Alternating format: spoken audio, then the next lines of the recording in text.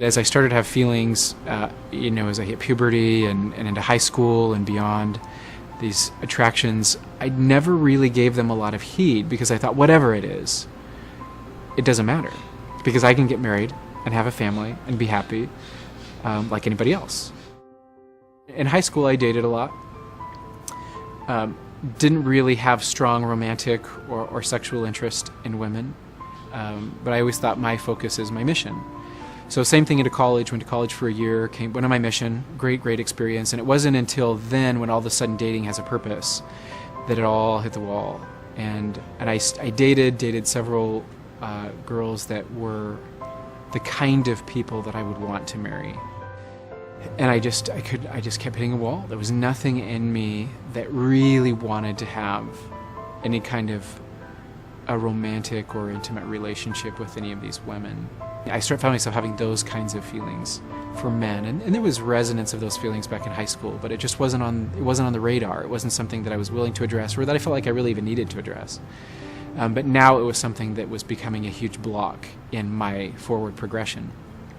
I hit a kind of a crisis point when I was teaching at the MTC, and I was in a place where I felt like I was more attuned to the Spirit than at any point I'd ever been, even more so than my mission. On my mission, I felt like I learned how to be obedient, but it was after my mission that I feel like I learned how to really tune into the Spirit of God.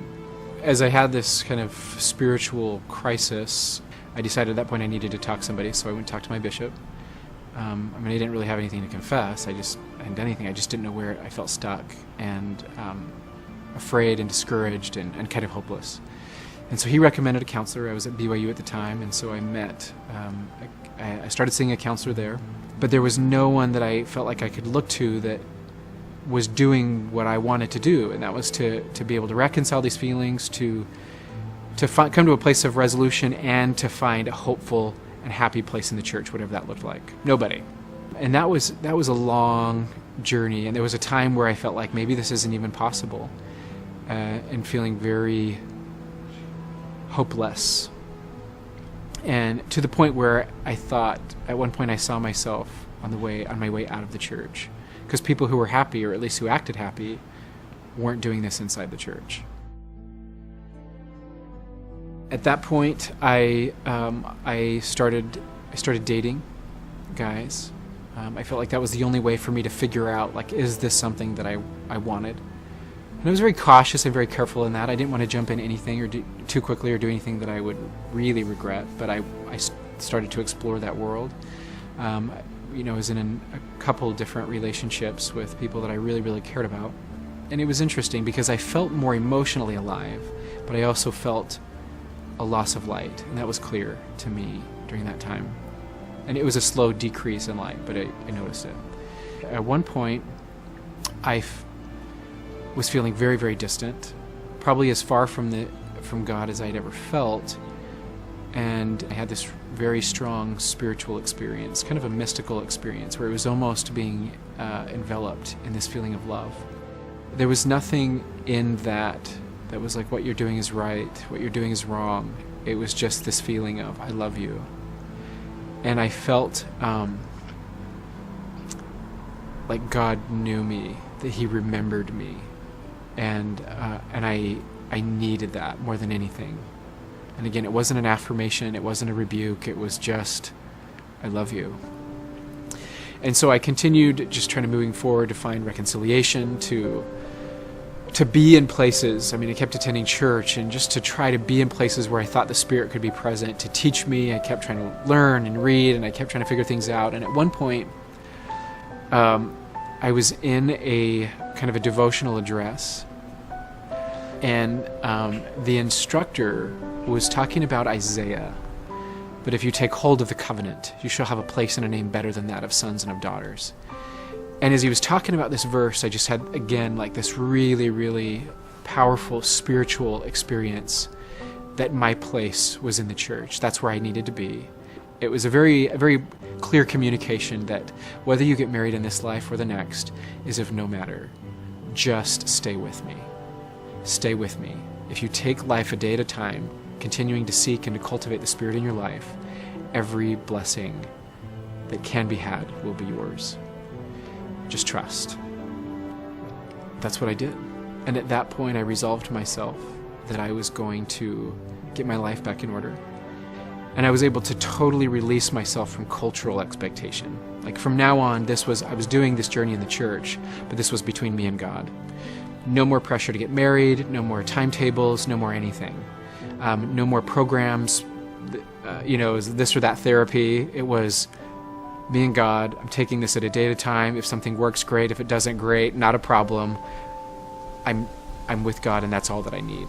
But that was enough for me to be able to feel a real hope and to feel a joy in Christ and to feel a joy in the gospel that I had lost years before.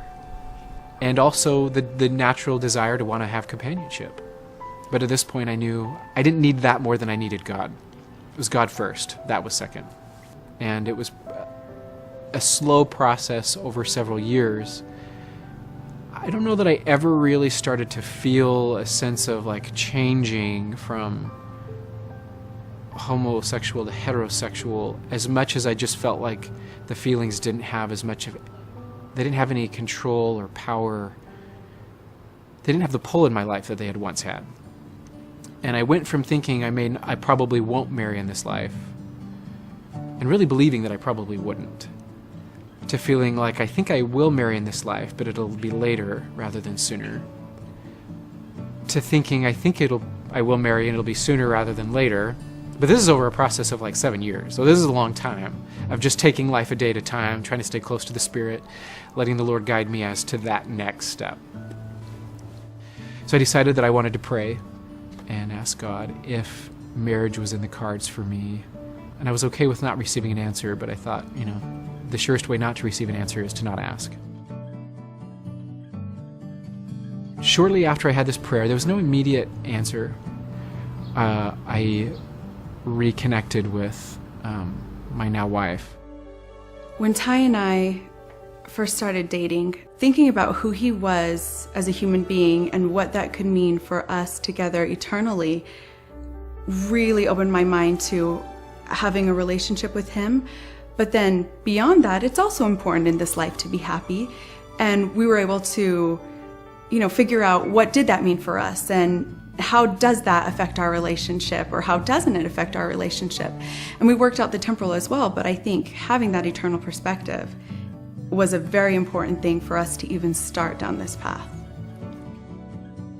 It was a date at a time and a day at a time, and everything about it just felt so right, and I felt like I was kind of riding this spiritual wave, and the memory, of that prayer kept coming back to me, and that this blessing was coming because I was both seeking and being open to taking the steps of faith, as President Packer has said, those steps into the darkness, only to find that the way is still lit for a step or two.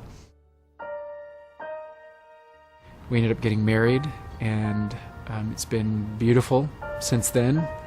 And we now have a little boy who is the joy of both of our lives, and I have this family that I never felt like would come, but only came because ultimately that spiritual experience that it's okay to just take life a step at a time. Just stay with me. It'll come whenever it comes, but just stay with me. And I express gratitude always to the Lord for that divine communication, which really transformed my approach to this issue, which has ultimately led me to where I'm at today.